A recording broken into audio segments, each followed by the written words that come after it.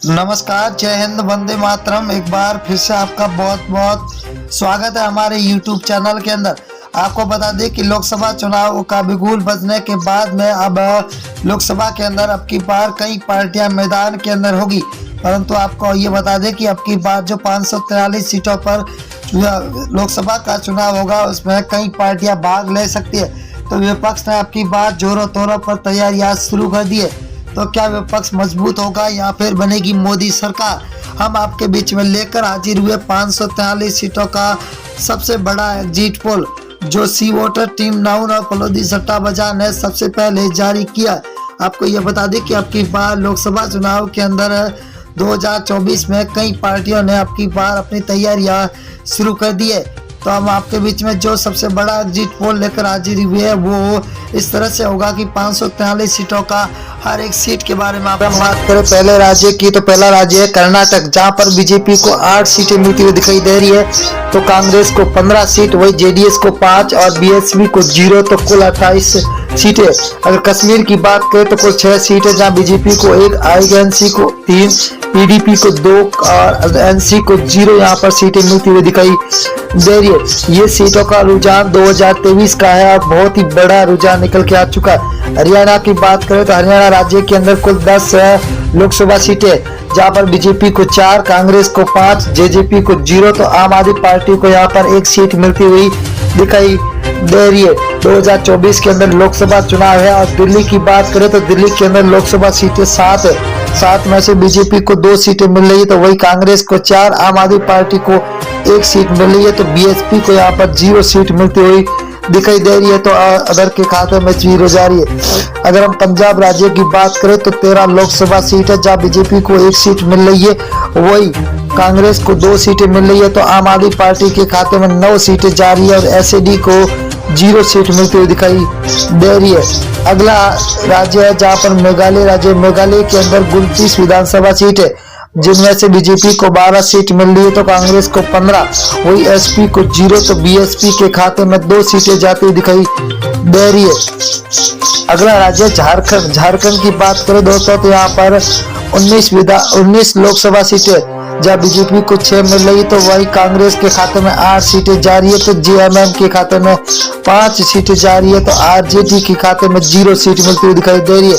आंध्र प्रदेश राज्य की बात करें तो यहाँ पर लोकसभा सीटें 25 है।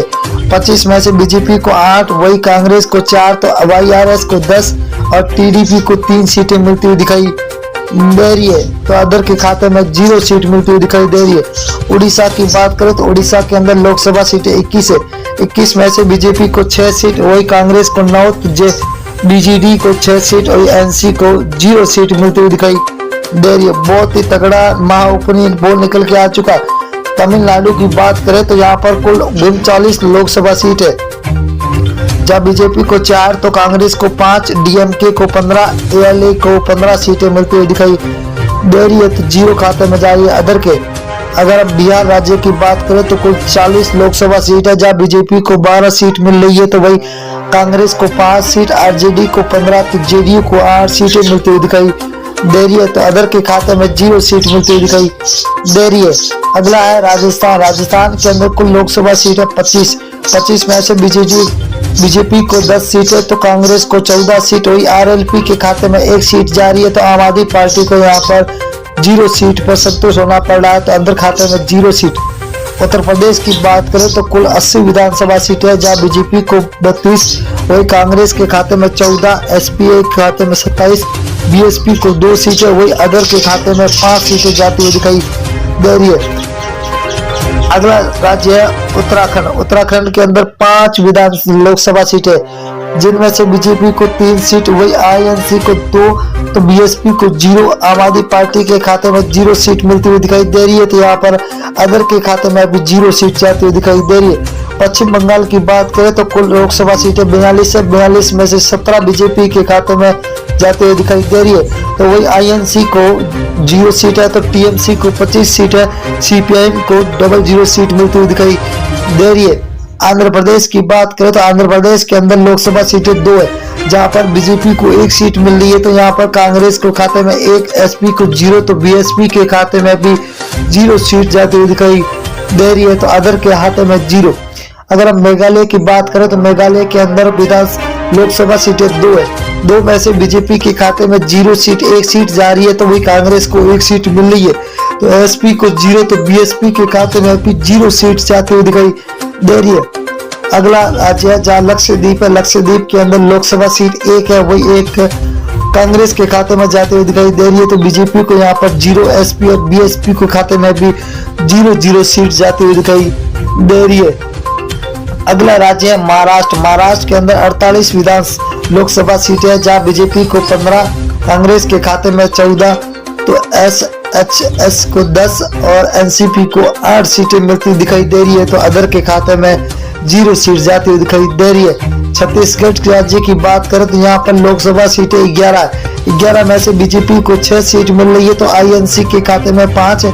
आम आदमी पार्टी को 0, बीएसपी को यहाँ पर 0 सीट मिल रही है, तो अदर के खाते में भी 0 सीट जाती हुई दिखाई दे रही है। तेलंगाना की बात करें तो कुल 17 लोकसभा सीटें, जहाँ बीजेपी को 3 सीट, वही कांग्रेस को 5, तो टीआरएस को 7, एआईएम को 2 सीटें मिलती हुई दिखाई दे रही है। बहुत ही बड़ा तगड़ा झटका लगता हुआ दिखाई दे रहा है आपकी बात।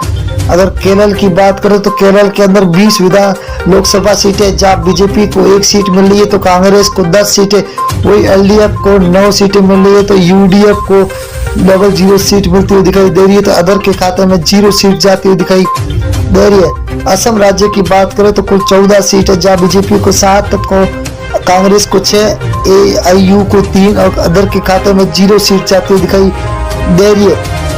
बहुत ही बड़ा तगड़ा झटका सभी को मिलता हुआ दिखा। गुजरात की बात करें तो कुल 26 लोकसभा, जब बीजेपी को 12, कांग्रेस को 6, तो आम आदमी पार्टी को 8, बीएसपी के खाते में 0 सीट जा रही है, तो अदर के खाते में भी 0 सीट जाती हुई दिखाई